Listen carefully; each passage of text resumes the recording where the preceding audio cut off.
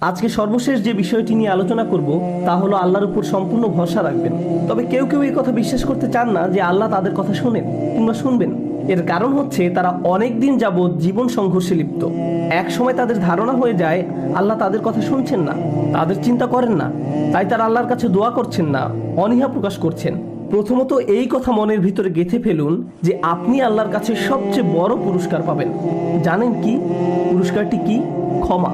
এই পুরস্কারের মর্ম বুঝেন বা না বুঝেন, আল্লাহর কাছ থেকে ক্ষমা পাওয়া অনেক বড় পুরস্কার।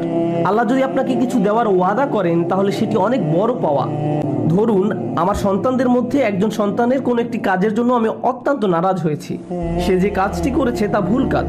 আমি রেগে গিয়ে তাকে বকাঝকা করতে লাগলাম, এই কাজটি তোমার করা উচিত হয়নি, তুমি এভাবে বলতে পারো না, আমার বিশ্বাস হচ্ছে না তুমি এই কাজটি করছো, ইত্যাদি ইত্যাদি। বকা খাওয়ার পর ছেলে তার রুমের দিকে গেল কাঁদতে কাঁদতে। ঘরে বসে সে আমার জন্য সুন্দর একটি কার্ড বানালো আর লিখলো, আব্বা আমি তোমাকে ভালোবাসি। বানানোর পর কি মনে হয় কার্ডটি কি সে আমাকে দিয়েছে? না, সে কার্ডটি দুমড়ে মুচড়ে ডাস্টবিনে ফেলে দিতে চায়। এ সময় তার আরেক ভাই দেখে ফেলে আর তাকে জিজ্ঞাসা করে, কার্ডটি তুমি আব্বাকে দাওনি কেন, ফেলে দিচ্ছ কেন? তখন সে উত্তর দেয়, আব্বা আমার উপর এত রাগ করে আছেন যে তিনি খুশি হবেন না কার্ডটি দেখে, তিনি আমাকে আর ভালোবাসেন না। আমি যদি তার এই অনুভূতি সম্পর্কে জানতাম তাহলে কি করতাম? রাগান্বিত হয়ে বলতাম যে হ্যাঁ তুমি কার্ড ফেলে দাও, ভালো করেছো? না, আমি চোখের পানি ছেড়ে দিয়ে বলবো, তুমি এই কথা কেন মনে আনলে যে আমি তোমাকে ভালোবাসি না? হ্যাঁ তুমি ভুল করেছো, তুমি খারাপ কাজ করেছো, কিন্তু তুমি তো আমার আদরের সন্তান। তুমি হাজার ভুল কাজ করলেও আমি তোমাকে ভালোবাসি এবং ভালোবাসবো।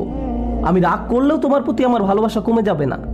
ডাস্টবিন থেকে কার্ডটি নিয়ে সযত্নে রেখে দিব, কারণ আমি আমার সন্তানকে ভালোবাসি যদিও তারা ভুল কাজ করে থাকে আর আমাকে রাগান্বিত করে। এই হচ্ছে আমার আর আমার সন্তানের মধ্যে সম্পর্ক। এবার বলবো আমার আর আল্লাহর মধ্যে সম্পর্ক। আমিও তো আল্লাহর কোনো কাজ ঠিকমতো করি না, তালগোল পাকিয়ে ফেলি, এতে আল্লাহ রাগান্বিত হন।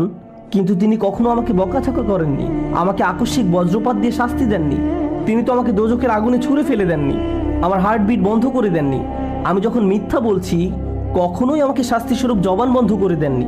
আমি যখন হাত দিয়ে হারাম কিছু খেয়েছি আল্লাহ আমার হাত অচল করে দেননি।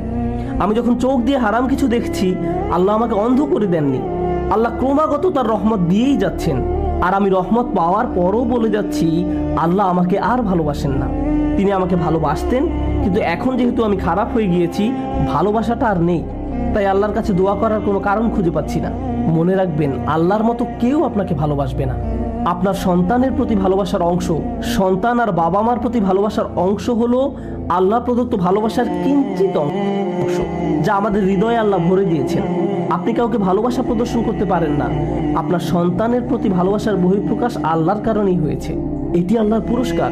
চিন্তা করুন যদি আল্লাহর দুইটি সৃষ্টির মধ্যে ভালোবাসার পরিমাণের ব্যাপকতা এত অল্পের মধ্যেও এত বেশি হয়, তাহলে আল্লাহর ভালোবাসার ব্যাপকতা কত বড় আর কত গভীর। এই ব্যাপারে কারো মন্তব্য শুনবেন না। যারা এটা দৃঢ় বিশ্বাস করে আল্লাহ আর তাকে ভালোবাসেন না, এক্ষেত্রে ইন্ধনদাতা হচ্ছে শয়তান। শয়তান এই কথাটি বিশ্বাস করে। শয়তান আল্লাহর কাছে ক্ষমা চায় না, কারণ সে তার শাস্তি মাথা পেতে নিয়েছে। আপনি যদি আপনার জন্য মেনে নেন তাহলে আপনি কার পদাঙ্ক অনুসরণ করছেন সেটা একবার চিন্তা করে দেখুন। আদম আলাইহিস সালাম জান্নাতে ছিলেন, জান্নাতের মতো আরামদায়ক স্থান আর কি কোথাও আছে? তিনি যখন ভুল করে ফেললেন আল্লাহ তাকে শাস্তিস্বরূপ পৃথিবীতে পাঠিয়ে দিলেন। তিনি যদি বিশ্বাস করতেন যে আমাকে এত বড় শাস্তি দেওয়া হলো, আল্লাহ আমার উপর এত নারাজ যে পৃথিবীতেই পাঠিয়ে দিয়েছেন, আমি আল্লাহর সাথে আর কোন মুখে কথা বলবো? আমি তো আল্লাহকে অনেক নিরাশ করেছি।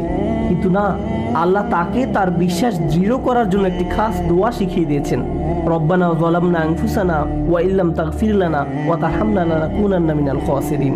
হে আমাদের রব, আমরা নিজেদের উপর অন্যায় করেছি, আর যদি আপনি আমাদের ক্ষমা না করেন এবং আমাদেরকে দয়া না করেন তবে অবশ্যই আমরা ক্ষতিগ্রস্তদের অন্তর্ভুক্ত হব। আপনার অবস্থা যে কোনো সময় পরিবর্তন হতে পারে, আপনি অতি উত্তম অবস্থা হতে খারাপ অবস্থানে আসতে পারেন। জান্নাত আর দুনিয়ার সাথে কি কোনো দিক থেকে তুলনা করা সম্ভব? আদম আলাইহিস সালাম দুনিয়াতে আসার পরও আল্লাহর খুব সন্নিকটে ছিলেন, কারণ তিনি আল্লাহর কাছে সব সময় দোয়ায় লিপ্ত ছিলেন। দোয়ার উপর কখনোই বিশ্বাস হারাবেন না। আল্লাহ নিজেই বলছেন, উজিবু দাওয়াতাদ দাঈ ইযা দাআন।